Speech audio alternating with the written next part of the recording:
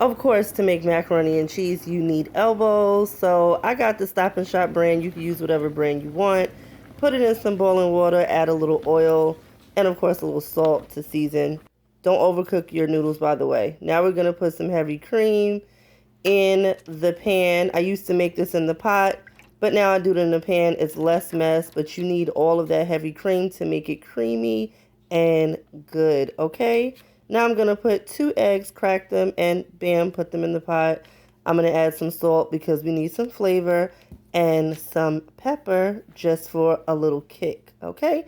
There you go. Now I'm going to put some honey mustard. I know this might sound crazy, but I usually put regular mustard to give it a little kick, but the honey mustard is sweet and a kick to your macaroni and cheese. Trust me on this.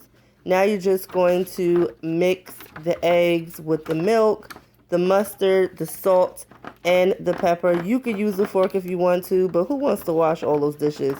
I used the same spoon, and I just mixed it and mixed it until it got to the consistency that I needed it to be. Now we're going to add some Velveeta. Okay, chop that up, throw that in there. You probably want to chop it up a little bit more smaller than I did, but whatever. Listen, I'm trying to make some quick macaroni and cheese. It'll melt. So just go ahead and throw that Velveeta in there. I used the smallest Velveeta I could find. And yeah. Also, don't forget your Munster cheese. Yes, Munster cheese. You heard me.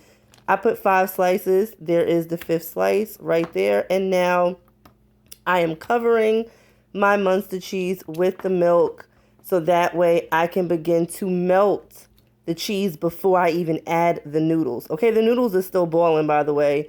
I'll check on that in a minute. But make sure you cover all of your cheese with the milk. And then we're going to put it in the oven just for a few minutes so that cheese can melt on 350. While that is melting, I'm going to drain my noodles. Oh, look at those noodles. They're not too hard and not too soft. You want them al dente, okay? So now that I've drained the noodles, I've cut the water on, but guess what? Don't rinse your noodles. We are making hot macaroni and cheese. Don't rinse your noodles because you need the steam.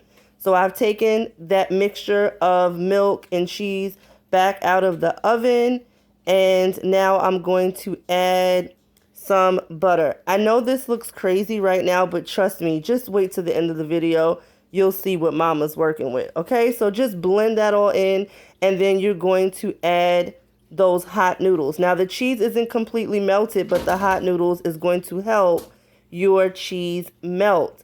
This is why I didn't rinse the noodles off. If you rinse them, you're going to be working with cold noodles. You need the steam to melt the cheese. Even after you've put that mixture in the oven, you still need the rest of that remaining cheese to begin to melt. So I'm just going to mix and stir. It looks very milky and watery, but it won't look like that for long. I'm adding in some 4 cheese Mexican blend, the whole pack. I think this is about 6 ounces of cheese, shredded cheese.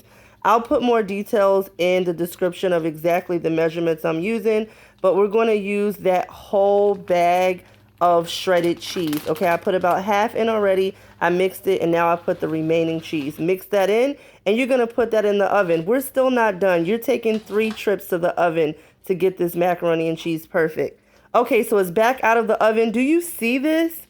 Do you see this creaminess that's going on? But guess what? We're not done. We're going to add our second bag of 4 cheese Mexican blend cheese. Now you're going to layer this, ladies and gentlemen. You need to layer it in the center, and once you're done, you're going to layer it at the top. To make the video short, I'm only showing the top layer, but make sure you do double or triple layers, okay, with your cheese, with that same bag. So layer it out, spread it really good, even if you need to use your hands, and then bam, pop that joint back in the oven. Make sure it's on 350, and look what comes out about 25 to 30 minutes later. This is perfect macaroni and cheese. I mean, just look at me dive in there. It is creamy, it is juicy, it is flavorful, it is amazing. I promise you, you'll thank me later.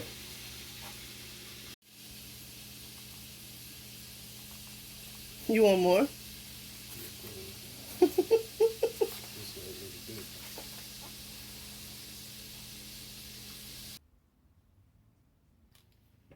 Okay, so I'm gonna be honest. I already had a full plate of food. I had chicken, fried chicken, macaroni and cheese, and spinach. However, I didn't do a video of me eating, so I just put some extra mac and cheese. Oh my god, it was so good, y'all. Extra mac and cheese in a bowl, and I'm just going to show you the outcome. Look at that. I want you to see, and it's so hot, fresh. I mean, look at that. So I'm gonna try it. Oh, the cheese is just, oh my god. Mmm. Mm-mm-mm. Look at that. There's nothing better. Ooh, if your macaroni and cheese doesn't do this, something's wrong. Mmm. It's just so good. Mm-mm-mm-mm. You've got to try this recipe. Y'all, this will make you smack somebody. Like, when you eat it, you are guaranteed to smack the person who's next to you. Nobody's next to me, so I can't smack anybody, but try it. Let me know if you like it. Leave a comment. Make sure you like, subscribe, and turn on those notification bells so you can see my next video. All right? Bye, y'all.